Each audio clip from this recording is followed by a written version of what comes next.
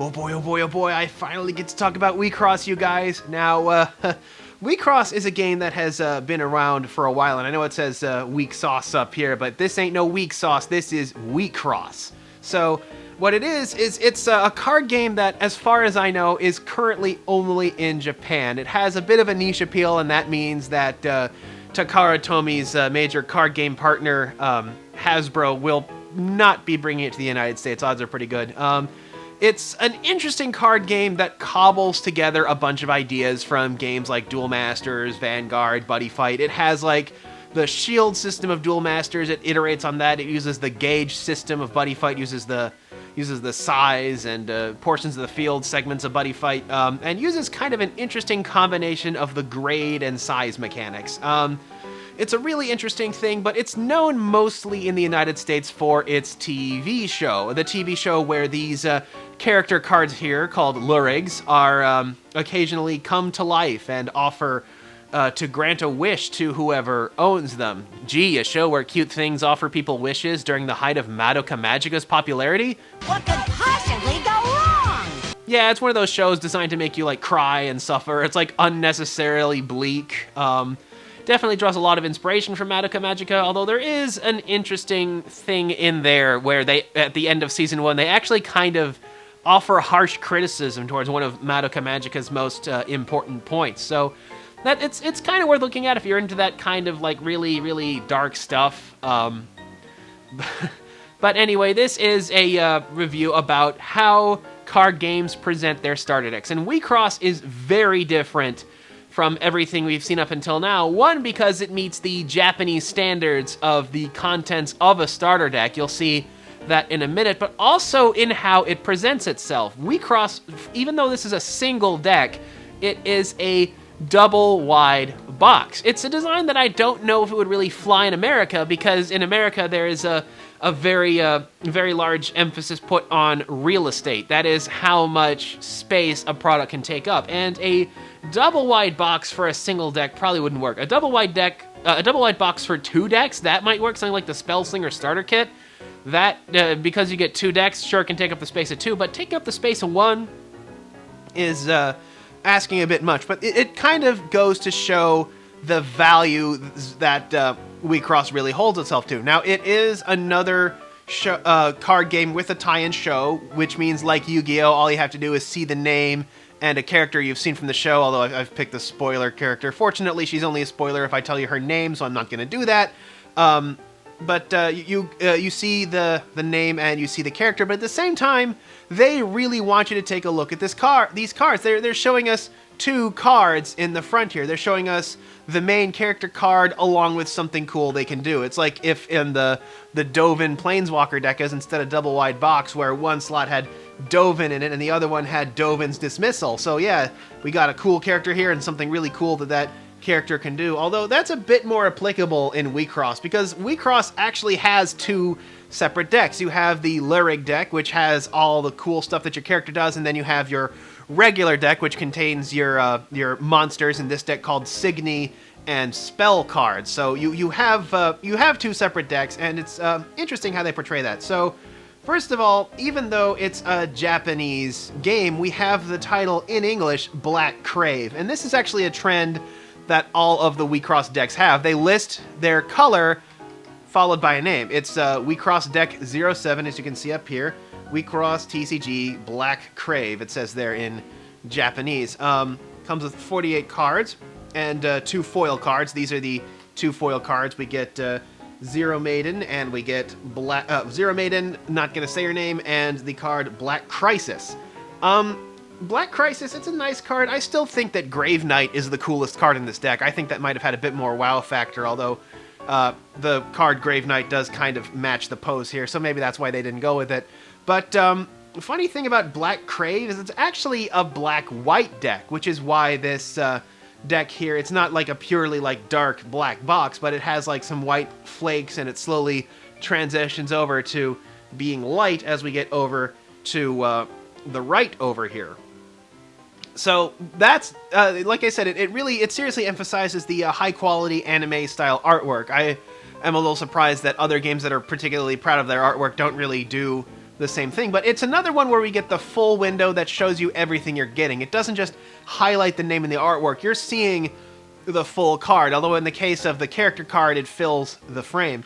Anyway, taking another look around, we have on the side here, we have the name again. I guess if you wanted to shove them on your shelf like a book or like a DVD, it is kind of the size of a DVD case, isn't it? So if you wanted to like put it on a shelf like that, you can see it that way. The deck is kind of loose. I'm sorry, I've already opened this one. This is an older set. We have sort of a random gaggle of cards on the side here, so you can see a bit of what you're getting into, which I think is kind of neat. And on the back we have kind of an interesting assortment of priorities here. And you'll notice here is the card list.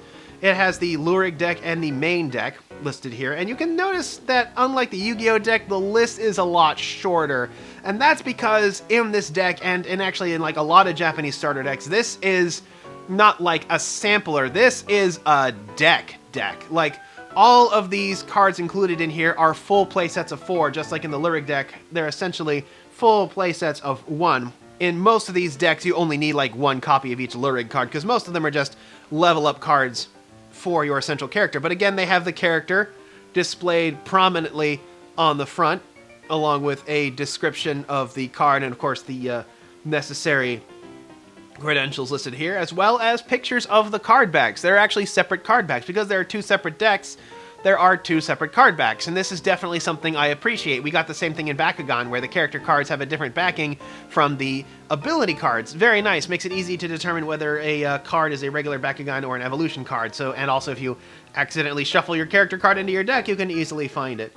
But yeah, this is it's very straightforward how this deck is. You can see the gold cards are the light cards, the purple cards are the black cards, and the sort of clear cards here, they actually have a universal type.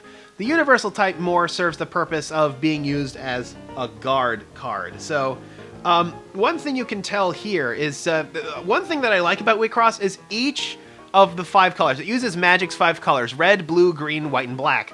But each one has a distinct effect on the field. Like, white is about deck control, black is about discard control, blue is about hand control, green is about energy control, and red is about field control. So each one has something they control. So as a black-white deck, this is deck control and discard control, which means that it can search through the deck and search through the discard pile. So basically no cards are out of this deck's reach, is what that combination means. I don't know if I haven't bothered to try to translate a lot of that, but it wouldn't surprise me if that had some descriptions on what's going on here. Now, WiXoss, the actual contents of this deck, the actual contents of this starter deck here, are actually even more stupidly sophisticated than the one in Yu-Gi-Oh! This thing only contains the deck and a double-sided rules and playmat. Oh, I hate those, but here's the thing. WiXoss has a remarkably elegant solution to that problem. You want to know what it is? Well, I'll show you.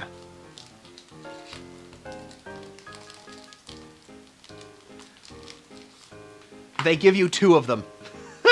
Yeah, that's all they really needed to do. They give you 2 of these double-sided rule books and playmats, and that's all you really need to do, because it means that if you buy one and a friend buys one, that means there's 4 mats between the 2 of you. So each of you gets a mat.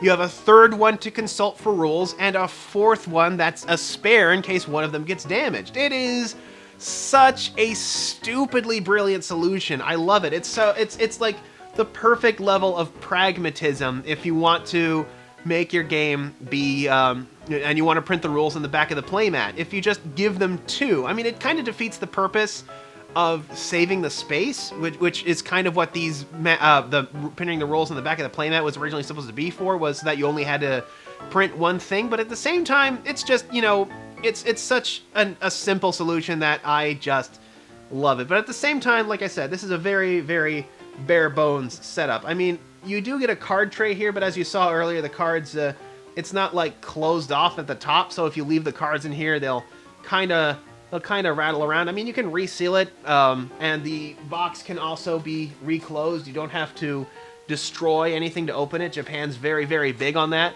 But at the same time, you know, I wish it was a bit better at card storage. It also can't really stash the cards in sleeves. But here we have our deck here with our first holographic card, which is Zero Maiden Spoiler Lady. And then we have like Crescent and Half and what is that one?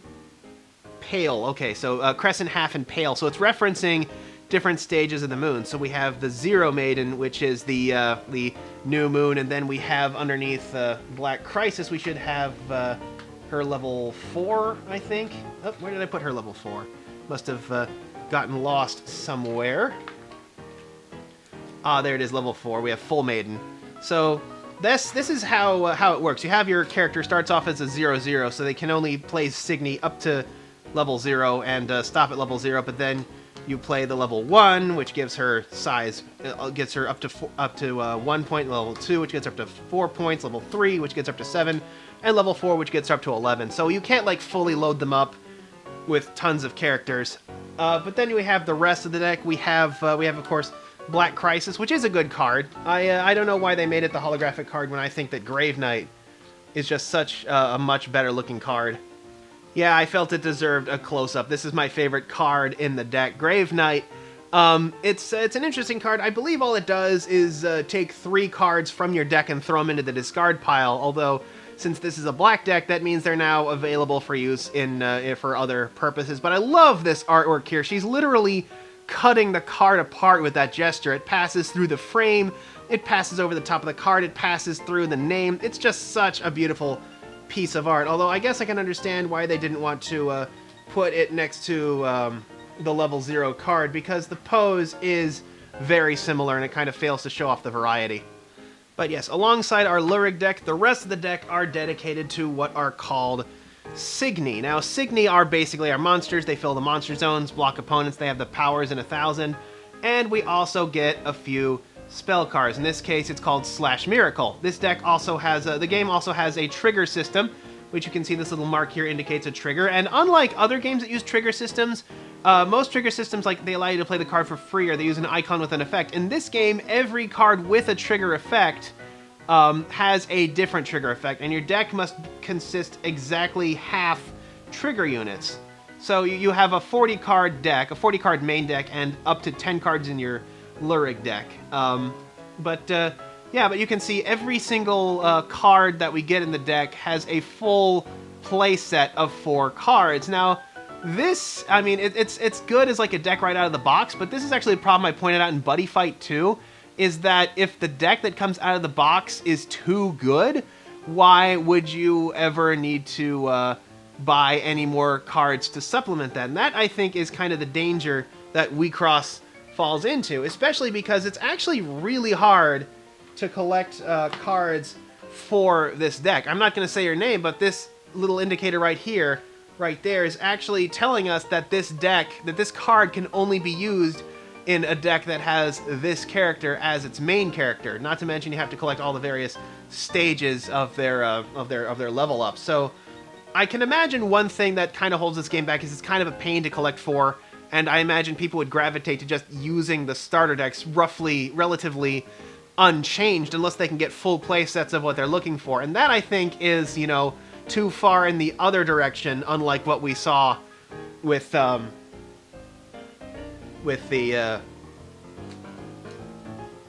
Yu-Gi-Oh! Yu-Gi-Oh! Just kind of gave you a weird sample platter that didn't really give you anything concrete, but WiXoss goes too far in the other direction and gives you a deck that is too solid to really be worth messing with.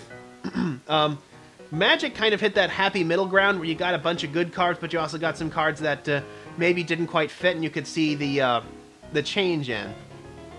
But otherwise, you know, like I said, this is a show about analyzing the presentation, and the presentation, it's like I said, it's very much in line with what you see with card games that are like especially niche Japanese interests. They show you what they have. They like to show off some of the card art, and they, like I said, this is the single most pragmatic way I've ever seen a playmat and rules get delivered. Is they just give you 2 of the same thing. I mean, I guess that's easier than having separate printings for a rule book and a mat if your game is simple enough that it can fit on the back of a single mat. But really interesting. I mean, I imagine that they've missed the timing for bringing this card game over to the United States, which is really a shame. Like I said, from a design standpoint, it's a really, really interesting game. Although, like I said, the starter decks are perhaps a bit too good. But anyway, that is a look at WiXoss. And until next time, this is Kodak signing off.